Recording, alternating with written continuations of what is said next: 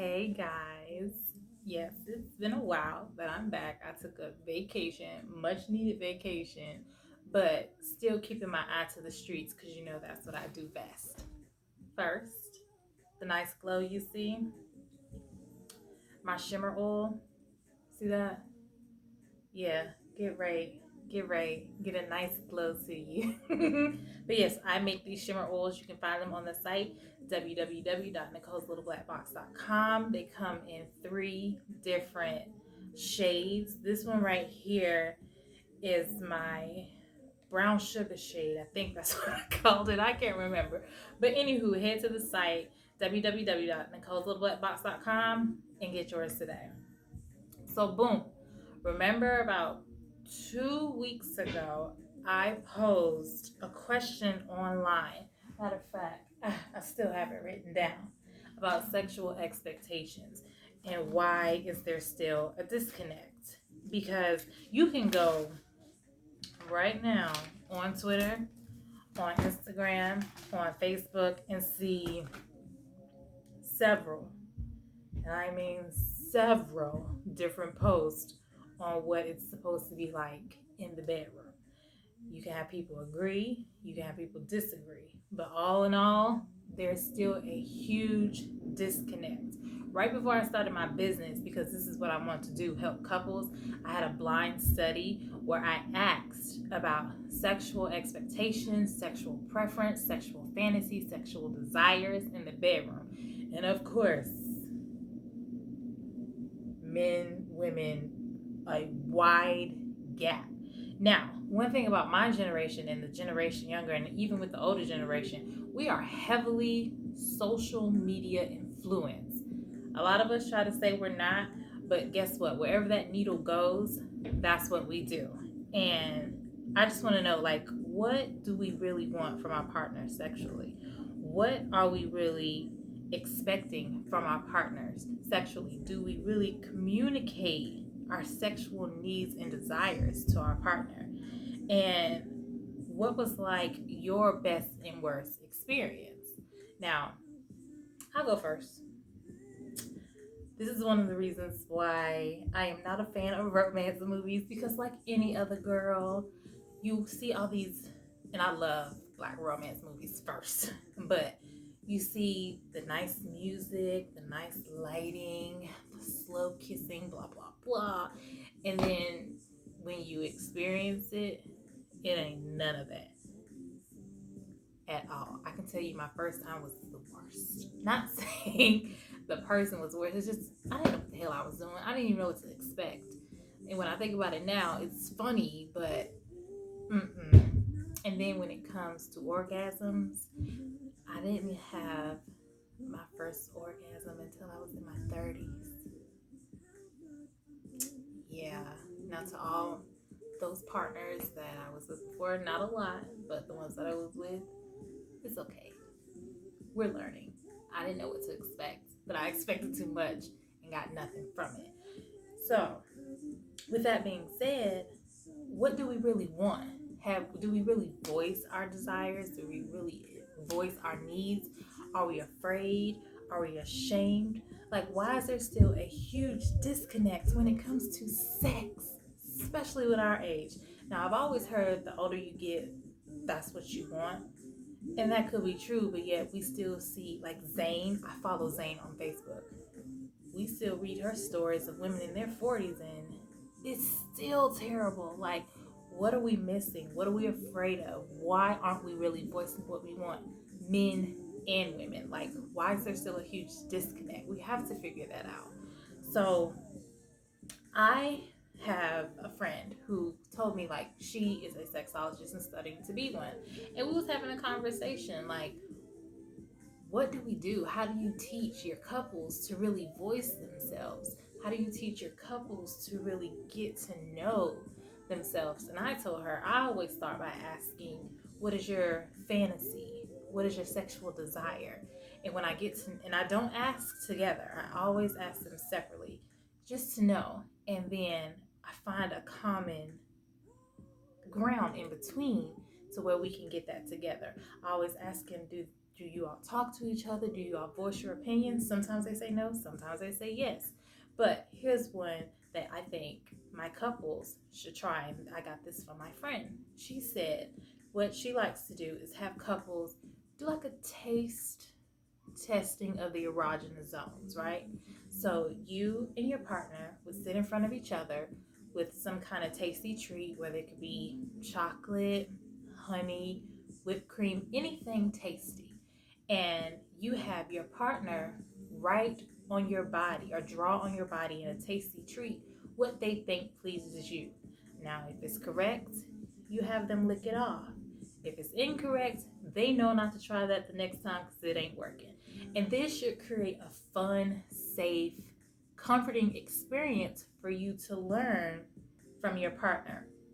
Now, some people with the one night stand, they just trying to get off. That's you. You do you.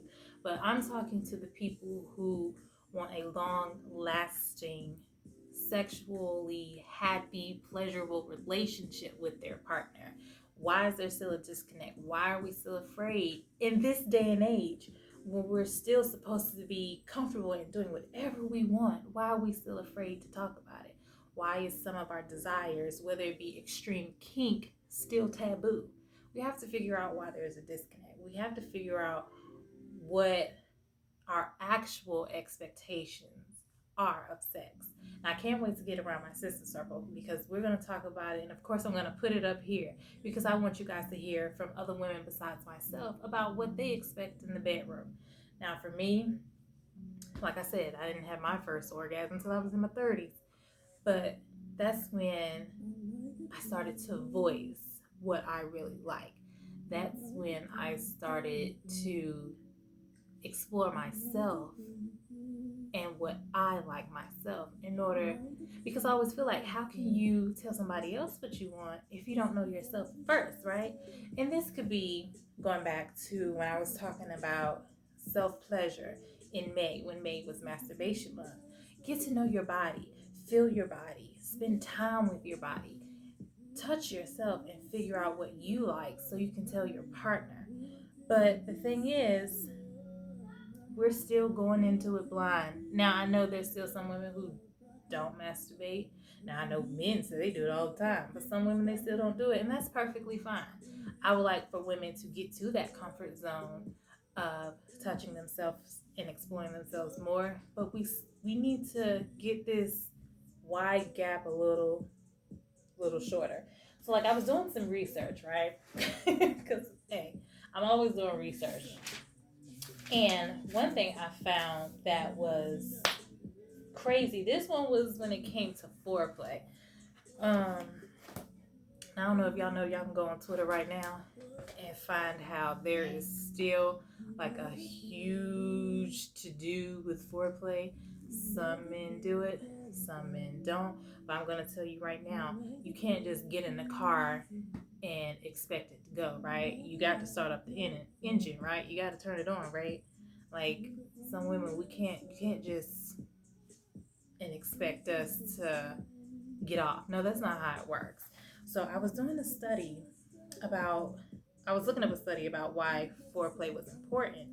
And here was some findings I found. It says many men are unaware, but the average male lasts 5 minutes before reaching the climax, while a woman, it takes us 17 minutes.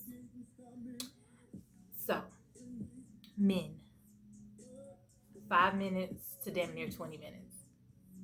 Let's figure it out. Let's talk. Let's get to know our partners and last longer in the bed. Foreplay is important. Touch more, kiss more, love more, communicate more. But let's get these sexual expectations to reality also. Is it big? Is it long? Is it wide? Is she tight? Is she loose? Is she wet? Well, guess what? You know, if a woman's really wet, that's because she's really into what's going on.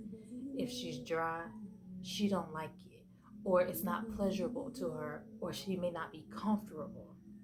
Let's talk about it. Let's figure it out. Let's go in without maybe a high expectation of what's going on.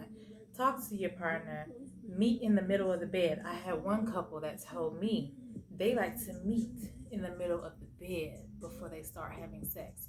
It's something about being able to connect in the middle of the bedroom and starting foreplay that is just amazing to them. Let's try that. Let's do that. But we have to figure out why is there such a huge disconnect. We still gonna have to talk about it because this topic ain't never going away. Because one, we go on social media if someone says, "Hey, this how such and such worked me in the bed," we may take that post and go to our partner and think our partner's gonna do that and fail. Or you hear something, and another thing, it's also in the music. We hear music and we expect that to happen. Not everything is Maxwell, Janet Jackson, which are my faves, and Sade. No, sometimes it's a little clown music until we can figure it out. But we have to sit back, we have to talk, and we have to figure out what the issue is.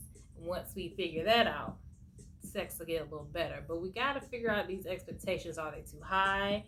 Are they too low? Are we going in blind? Are we going in knowing too much and maybe not communicating with our partner? But we have to figure out what our sexual expectations are. Now, this is just my opinion. And I can't wait to get around my girls. And I'm going to get some guys in too because I want you guys to hear from other voices. But this was just my little opinion. But I can't wait to hear from you guys. Leave some messages, leave some comments down below. Share with your friends, share the video. Let's figure this out. Let's talk. Let's rap, okay? We got to figure out what our actual sexual expectations are, especially, I'm going to say for my 27 to 37, us, we got to get this together. And we got to stop following social media too. Because that's one thing that is tearing us up. Social media, it's like we can't move unless we see a post. And I'm not saying all of us, but a vast majority of us can't move unless we see a post that say move this way or do this or do that. And our sexual expectations be all wrong because we done seen a post from some famous influencer or a post that got thousands and thousands of retweets and likes. And it ain't even what we like. We just going off what we see. Let's get out that trend. Let's find out what we really like. Sit back with your partner and really have a conversation with them. And let's get it together. What are your sexual expectations? Mine, I let it go a long time ago. But I will voice what I like. I will say what I want. And I will express my desires. But I won't expect much until we teach each other how to love on each other correctly. And then we'll go into the bedroom with no issue. But what about you guys? Let me know. Talk to me. All right? Y'all have a good night.